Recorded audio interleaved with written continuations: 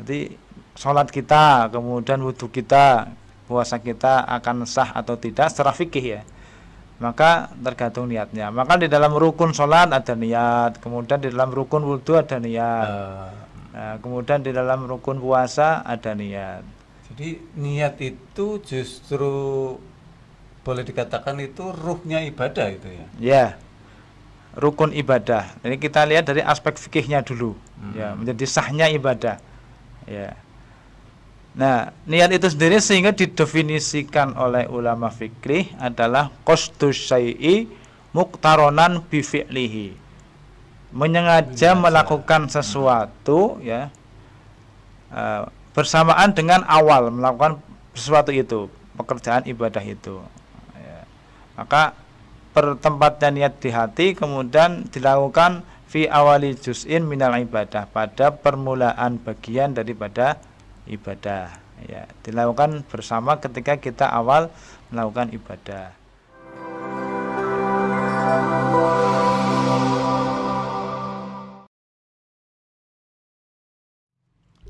Assalamualaikum warahmatullahi wabarakatuh.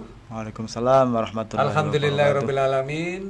Sahabat ceria, sahabat religi kantor Kementerian Agama Kabupaten Kebumen, kita bisa berjumpa kembali di podcast ceria, cerita ilmu dan agama. Dan hari ini memasuki puasa yang ketiga di tahun 1445 Hijriah. Saya ditemani oleh Bapak Solihin. Gimana kabar Pak Solihin? Alhamdulillah sehat Pak Fauzan. Alhamdulillah, saya juga dalam keadaan sehat Pak Solihin. Mudah-mudahan kita semuanya senantiasa diberikan kesehatan dan kekuatan oleh Allah Subhanahu wa taala sampai nanti kita mendapati hari raya Idul Fitri dan sampai seterusnya kita diberikan kesehatan. Amin. Amin. Dan hari ini kita akan berbicara tentang urgensi niat ya Pak Solihin. Urgensi niat. Sebelumnya saya perkenalkan Pak Solihin itu adalah Ketua IPARI pertama di Kabupaten Kebumen, Kemenak Kabupaten Kebumen. Pak Solihin dipilih dulu tanggal berapa ya Pak Solihin ya? Bulan Januari apa Pak ya? Pokoknya tahun kemarin ya Pak Solihin. Selamatlah, kita doakan mudah-mudahan IPARI semakin maju, semakin bisa memberikan manfaat untuk umat. Dan termasuk hari ini kita podcast bersama Ketua IPARI. Edisi Ramadan lah. Ngomong-ngomong tentang niat ini Pak Solihin. Mungkin nanti pemirsa di rumah bisa dijelaskan pengertian niat itu sih sesungguhnya apa ya? Kita setiap hari kita melakukan ibadah seperti wudhu, kemudian sholat, kemudian puasa. Itu mesti diawali dengan niat. Mungkin bisa dijelaskan Pak Solihin. Ya, terima kasih Pak Fauzan, kaum muslimin wal muslimat rahimakumullah, shaimin wa shaimat. Pada edisi kali ini kita akan membahas tentang urgensi niat dalam beribadah atau pentingnya niat dalam beribadah. Kalau kita ibadah seperti sholat, kemudian wudhu, puasa, tapi tidak niat, bisa jadi ibadah kita tidak sah. Pentingnya niat ini didasarkan diantaranya pada hadis Nabi yang diriwayatkan oleh Umar bin Khattab. Nabi Shallallahu Alaihi Wasallam bersabda, "Innamal a'malu binniyati wa innamal likulli imri'in ma nawa. Faman kana hijratuhu lillahi wa rasulihi fa hijratuhu ilallahi wa rasulihi. Wa man kana hijratuhu ila dunya yusibuha aw imra'atin yankihuha fa hijratuhu ila ma hajara ilaihi." Ini yang lengkapnya memang agak panjang Pak Fauzan. Biasanya kalau yang singkat cuma diambil innamal a'malu binniyat. Itu yang biasanya kita familiar ya, sering dengar. Innamal a'malu binniyati, sesungguhnya sahnya suatu amal itu tergantung niatnya.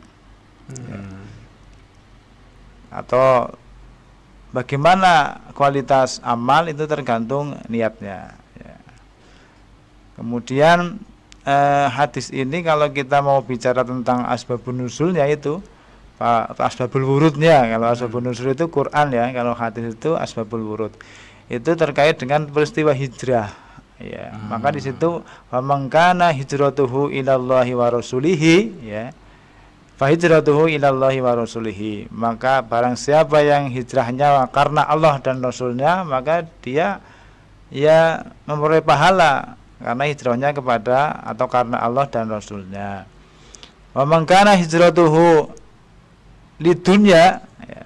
Ada yang hijrah pindah ke Madinah zaman dulu itu karena ingin memperoleh dunia. Awi mro'atin yang kihuha, atau perempuan yang akan dinikahinya. Jadi dulu ada orang hijrah, kepengen hijrah gara-gara calonnya itu hijrah. Zaman Nabi sudah ada seperti itu loh. Kalau zaman sekarang istilahnya apa ya itu ya? Metutaken ya. Jadi nggak mau kehilangan ya. Iya, ya. Sudah calon pasangannya itu hijrah. Makanya awi mro'atin yang kiuha, karena perempuan yang akan dinikahinya loh, calon jodoh saya itu hijrah ke Madinah, maka sahabat ini hijrah ke Madinah. Ya, fa hijratuhu ila ma hajara ilahi, maka hijrahnya ya memperoleh apa yang menjadi tujuan hijrahnya. Ya. Dari hadis ini maka kita dan berdasarkan keterangan para ulama bisa membagi niat itu menjadi niat dari aspek fikih. Dan dari aspek ini, fikih ini, karena niat menjadi mi'yarun lisihhatil ibadah, menjadi tolak ukur dari sahnya ibadah, Pak Fauzan. Gitu ya.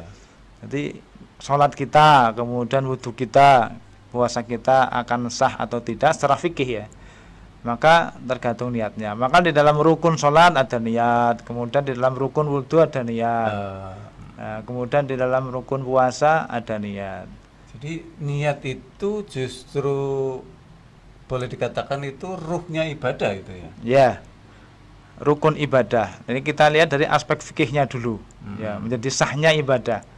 Ya. Nah, niat itu sendiri sehingga didefinisikan oleh ulama fikih adalah qasdus syai'i muqtaronan bi fi'lihi.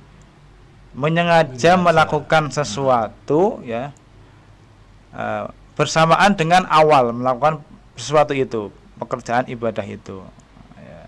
Maka pertempatnya niat di hati, kemudian dilakukan fi awali juz'in minal ibadah, pada permulaan bagian daripada ibadah, ya, dilakukan bersama ketika kita awal melakukan ibadah, ya. Maka contohnya apabila kita wudhu, maka wudhu niat kita yang kita letakkan di hati itu bersamaan dengan awal wudhu, yaitu membasuh muka, basuh muka. Nah, niat itu aslinya di hati karena mahallun niat fil qalbi, tempatnya niat di hati.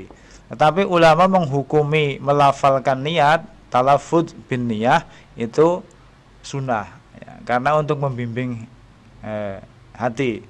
Maka biasanya kiai-kiai kita mengajarkan nawaitul wudu'a li raf'il hadasil ashuri fardun lillahi ta'ala, kan seperti itu ya. Sebelum bahas itu tapi ya. Nah, tapi niat ingsun wudunya itu dikerentekkan di dalam hati ketika kita membasuh muka. Begitu juga ketika sholat, ya, usolli fardul maghribi, itu sebelum sholat, sebelum masuk sholat. Tapi kemudian ketika Allahu Akbar, karena Allahu Akbar adalah permulaan dari sholat, hati kita itu niat, saya niat sholat maghrib 3 rakaat fardu karena Allah Ta'ala, seperti itu, menjadi makmum atau menjadi imam. Nah. Terus kemudian kalau kita niat itu berarti diterima atau tidaknya satu ibadah itu tergantung dari niat kita ya? Seperti itu Pak Soleh. Ya. Jadi niat sendiri itu bisa kita tinjau dari aspek fikih. Karena niat ya bagian dari rukun. Rukun ya tadi yang kita bicarakan di awal ya. Ya.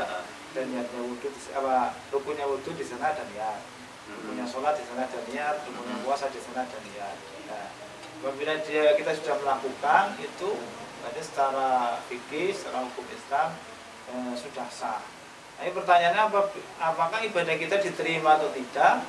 Itu juga tergantung dari niat dan tujuan kita melakukan ibadah, atau betul-betul ikhlas karena Allah atau tidak dalam ibadah kita, atau karena bercampur dengan ria, kemudian kan ada penyakit hati, ujub, sumah, karena itu udah dasarnya juga. Allah itu kan di dalam Al-Quran berfirman, wa ma umiru illa liya'budullaha mukhlishina lahu, dan tidaklah aku perintahkan kepada kamu semua kecuali beribadah dengan ikhlas.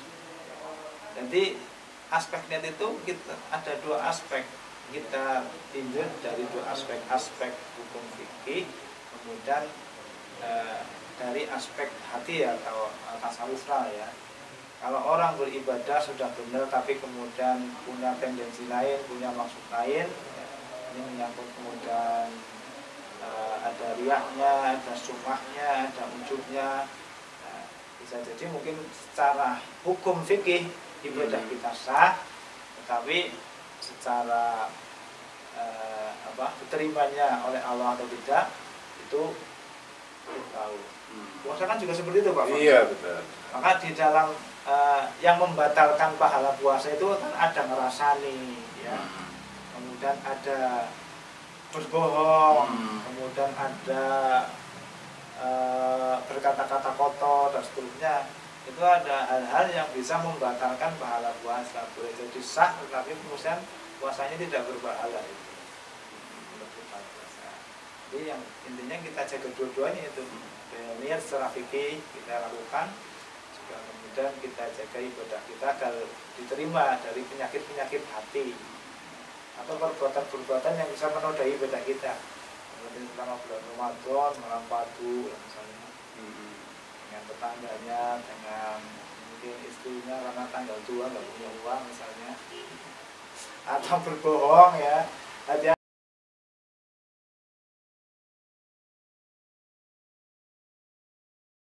Bulan Ramadan ya bisa efek ya.